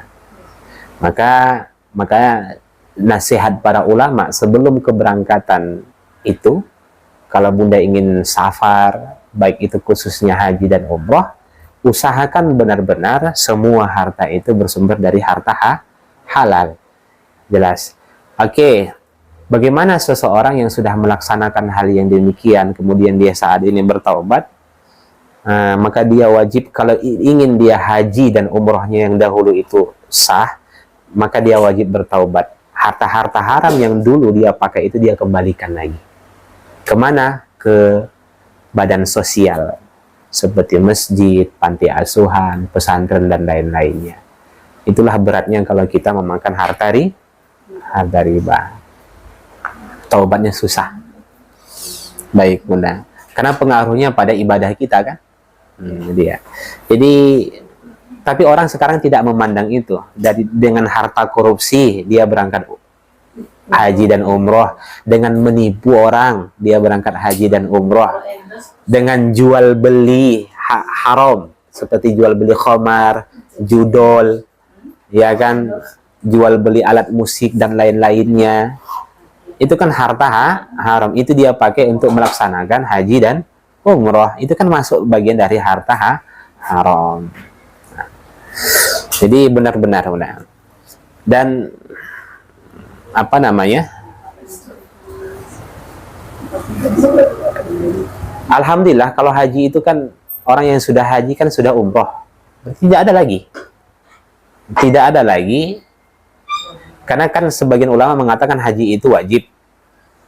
Sepakat para ulama haji itu wajib. Jumhur ulama mengatakan umroh itu wajib. Makanya umroh itu kan nggak bisa dilepaskan dari haji kan. Kalau umroh dulu baru haji tamattu. Kalau bersamaan umroh dengan haji, qiran. Kalau di akhir umroh, ifrad. Iya kan? Berarti tak bisa lepas umroh dengan haji. Sehingga sepakat para ulama umroh itu wajib. Umroh itu wajib. Kalau sudah umroh, ya sudah. Kenapa Depak itu mencarikan mahramnya seseorang? Karena di sana ada syaratnya Bunda. Ya, hanya memenuhi syarat aja, tapi secara syariah Enggak. Arab Saudi kan syaratnya itu ada mahram. Nah, akhirnya cari-cari buat sampai di sana mereka nggak dipedulikan lagi sama mahramnya kan? Iya, itu dia. Tapi kalau melihat saat ini dengan perjalanan orang berangkat umroh, sesampainya di sana pulang aman-aman, saya rasa hakul yakin bahwasanya umroh tanpa mahram itu sah-sah saja. Walaupun sebagian ulama mengatakan itu tidak boleh. Umrohnya sah, hanya saja perjalanannya itu yang bermaksiat. Paham ya? Jangan dianggap nanti kalau saya tanpa mahram umroh dan haji saya tidak sah, mabrur. Kalau dia laksanakan dengan benar, cuman perjalanannya itu dia telah melakukan dosa. Itu saja sebenarnya. Beda kasusnya. Paham ya? Perjalanannya itu sedang bermaksiat. itu selama itu. Jadi ya. Itu mengikut Kalau yang masak di luar, Syafi'i. Kalau Imam Syafi'i, jadi buatkannya dirasa. kalau Imam Syafi'i boleh-boleh saja. Bunda mau ke Singapura nih, boleh. Malaysia boleh barengan. Tapi syaratnya ada. Syaratnya ada. Menjaga adab-adab agama. Jangan, ini kadang tak terkontrol. Satu hotel aurat terbuka. Aurat antara wanita muslimah dengan wanita muslimah kan antara pusar dengan lutut. Ini nampak ke atas. Nah, kita kan sama-sama perempuan, besti, biasa lah. Kemudian apalagi cukuplah aib itu yang ditampakkan di depan suami, jangan ditampakkan di depan teman kita. Sekarang ini kalau orang sudah safar, memang betul lah kata para ulama kita, bahwasanya safar itu kan tersingkap, tampak terang. Kenapa? Karena memang betapa banyak orang terkuak jati dirinya ketika sudah melaksanakan yang selama ini dipendam-pendam, ya kan, begitu wah aku tahu aja, ya kan, baru nampak semuanya di situ udah. Makanya butuh kesabaran. Makanya Islam menganjurkan kalau lagi safar itu kemanapun itu butuh kesabaran, karena engkau akan mendapati berbagai macam ujian dari temanmu. Kemudian ya yang lelet kali. Awak biasa rajin, iya kan? Ketemu dengan teman 4 hari 5 hari di sana, leletnya nggak ampun. Suruh jam 7 pagi tunggu di lobi, jam 9 baru selesai dia. Akhirnya emosi. Nah, ya kan muncul. Nah, sabar Bunda. Sabar nunggu kunci hotel. Semuanya lah itu. Sabar nunggu di imigrasi. Sabar nunggu di imigrasi, sabar dengan teman lelet, macam-macam lah. Ini masuk ujian. Makanya sabar itu bagian dari azab. Azab. Dan Nabi memerintahkan kalau sudah selesai urusanmu segera pulang, jangan tunda. Nabi perintahkan secara tegas kalau sudah selesai urusanmu segera pulang. Nah, itu ya. Sekarang kan saya sampaikan itu karena ini sekarang ini tiket untuk ke luar negeri itu sangat murah. Sangat murah sekali Bunda, ke Malaysia, Singapura kan. Tadi malam saya cek dari Kuala Lumpur ke Jeddah itu 4.500.000 naik Royal Brunei. Dari Kuala Lumpur ke Jeddah PP Bunda. Wow, berarti mandiri ini kita Ustaz. Nah, tinggal nanti sampai sana Bunda, tidur saja di apa kan di pelataran masjid itu kan supaya lebih hemat. Kalau sebenarnya kan begitulah ya kan maksud. Iya contoh misal itu kan. Hah? Sebenarnya Bunda saja pun berangkat bisa. Namanya mandiri. Namanya. Iya kan, saya kalau orang ramai nggak mandiri lagi. Nanti insya Allah akan kumpul-kumpul lah uangnya dulu. Sekitar 20-an. 16 juta. Sekitar kalau 20 juta kita sudah dapat pelataran. Nggak sama uang saku. Iya. Kalau uang saku, di luar uang saku ya. Itu kalau 20 juta itu sudah dapat di pelataran. Mewah. Udah mewah 20 juta. Tapi kalau sedikit agak berjalan, 16. kalau kan itu biasanya sekitar 16-17. Kalau iya benar. Itu jadi kalau berjalan gitu kan. Tapi kalau dapat seperti Sofwa Hotel, Makkah Tower, Dar Al Aiman, kemudian itu rata-rata segitu. Umumnya 1.600.000, 1.800.000 per malam bagi 4. Satu kamar 4 orang kan lumayan. Makanya kalau berangkat mandiri 1 orang rugi. Dan berangkat itu minimal 12 lah. Kalau mau berangkat 4, 8, 12 supaya bisa naik. Kalau naik Toyota Hiace itu 11 orang. Toyota Hiace itu sewanya itu sekitar kalau kemana-mana, kalau untuk di situ-situ aja sekitar 100 rial bagi 4 atau bagi 11. Kalau naik kereta cepat dari Jeddah ke Mekah 150.000 rupiah diskon, 300 rupiah normal, 600.000 dari Mekah ke Madinah, PP 1.200.000. Tapi kalau Bunda ingin berangkat itu berangkat, kalau ingin berangkat yang umur-umur sekian lah ya. Kalau tidak ingin capek gitu kan, pertama harus naik kereta cepat. Satu, yang kedua pilih pesawat yang pesawat internasional seperti Oman, Etihad, Emirat, kemudian Saudi. Karena selain itu kalau Bunda naik Superjet itu turun di bandara lama. Paham ya? Turun di bandara lama. Kalau Bunda pakai pesawat-pesawat itu Bunda akan turun di bandara baru yang ada akuarium. Itu langsung di situ kereta cepat. Kalau Bunda biasanya pakai Lion Air, Superjet, ya kan, bahkan Garuda pun, Garuda itu Bunda akan turun di bandara haji. Dan itu aksesnya sangat jauh, susah transportnya. Makanya orang sekarang lebih suka kalau pakai dari Kuala Lumpur. Karena dari sana itu rata-rata umumnya pesawatnya internasional. Itu ke Jeddah di bandara baru atau langsung ke Madinah.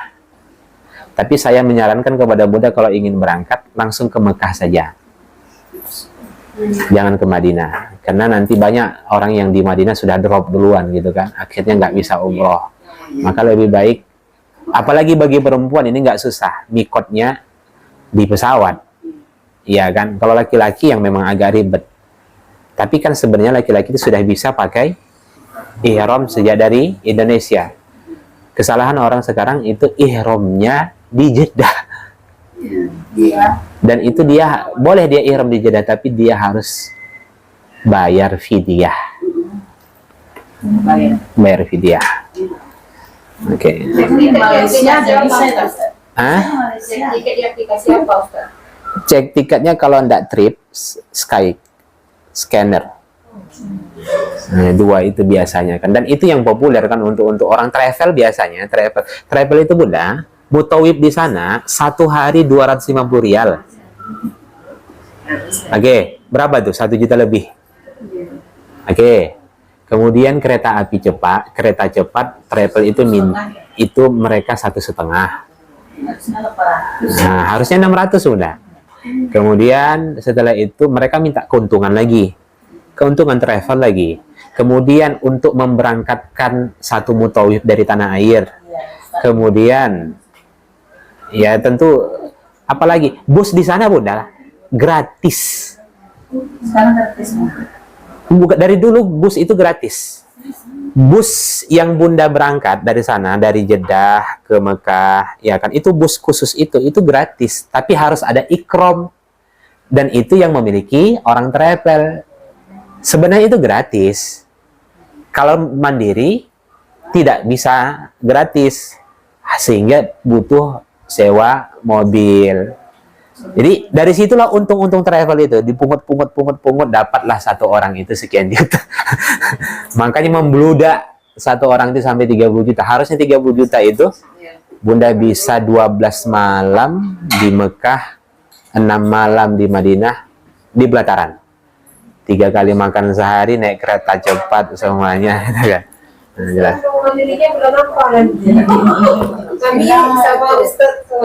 Sudah lewat Bunda. Assalamualaikum warahmatullahi wabarakatuh.